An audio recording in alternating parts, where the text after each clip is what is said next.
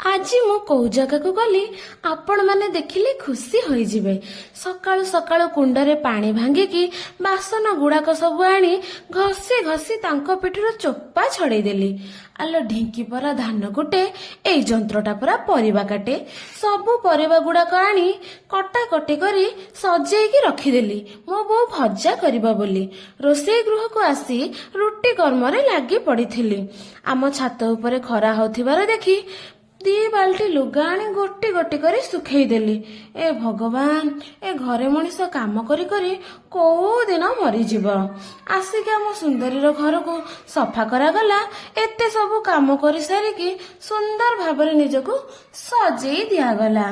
ଆସିକି 2 ମିନିଟରେ ମୋ ଦିଦି ଘରେ ପହଞ୍ଚି ଯାଇଥିଲି। ମୋ ଦିଦି ଦାଣ୍ଡ ଦୁଆରେ ଅନେଇକି ବସିଥିବାର ଦେଖି ଭାରି ଖୁସି ହଉଥିଲି। ଦେଖୁନ ମତେ ଦେଖିକି କେମିତି ଖୁସି ହେଇଗଲା। ରହୁଛି, ନମସ୍କାର।